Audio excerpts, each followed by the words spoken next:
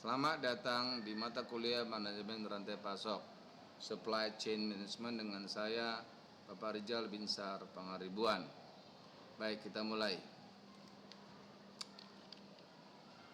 Pengertian manajemen rantai pasok itu adalah tentang bagaimana kita melihat fungsi-fungsi dari rantai pasok itu untuk menerima dan memenuhi permintaan konsumen.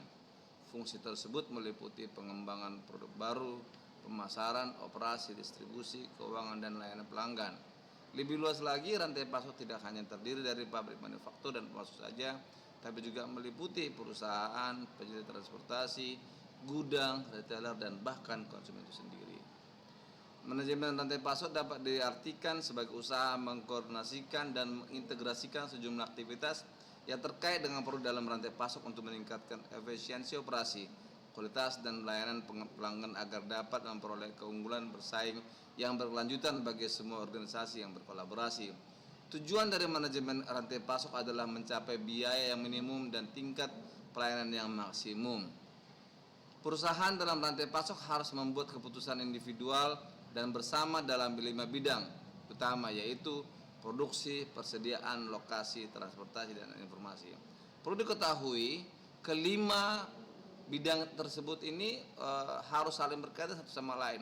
Tidak ada yang didahulukan dan tidak ada yang menjadi yang belakang. Persediaan adalah beberapa jenis barang yang disimpan di gudang yang mempunyai sifat pergerakan yang berbeda satu sama lain. Ada 4 jenis persediaan, yaitu bahan baku, barang setengah jadi, barang komoditas, dan barang proyek. Keberhasilan manajemen rantai pasok memerlukan dukungan sumber daya manusia, memahami sejauh mana perubahan yang diperlukan, menyetujui visi dan proses inti manajemen rantai pasok, komitmen pada perlunya sumber daya dan kekuasaan. Sedangkan proses bisnis rantai pasok itu pertama kali mulai dari customer relation management, yang kedua customer service management, yang ketiga demand management, yang berikutnya customer demand fulfillment, berikutnya manufacturing flow management, dan berikutnya procurement, pengembangan produk dan komersialisasi, dan terakhir adalah tentang retur. Sedangkan hal yang dipertimbangkan untuk mengelola rantai pasok itu adalah sasaran lingkup pasar, perilaku pembelian pelanggan, dan tipe distribusi. Tipe distribusi itu ada 3, yaitu distribusi intensif, distribusi selektif, dan distribusi eksklusif. Tipe distribusi intensif itu adalah produk-produk yang didistribusikan sebanyak mungkin ke retailer atau kepada grosir.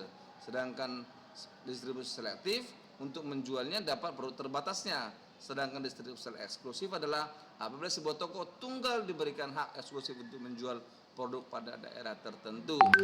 Terkait dengan karakteristik produk tersebut, 9 karakteristik produk yang seharusnya dianalisa oleh perancang, yaitu nilai produknya, dasar-dasar teknis produknya, tingkat dukungan pasarnya, tingkat kemampuan distribusi, bulk produk, kemampuan jangka panjang produk, tingkat konsentrasi pasar, musiman, dan batas kedalaman dan kelebaran lini produk.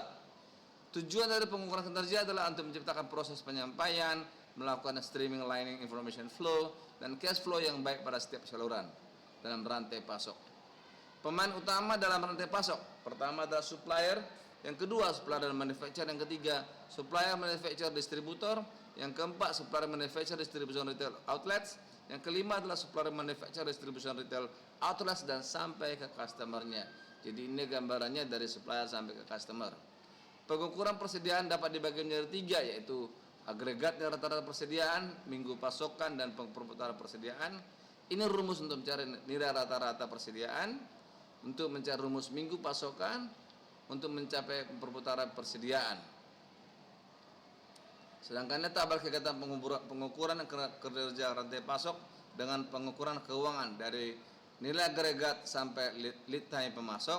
Sedangkan pengukuran keuangan itu dari current aset sampai modal kerja, juga akan didukung oleh contribution margin, pendapatan, dan modal kerja.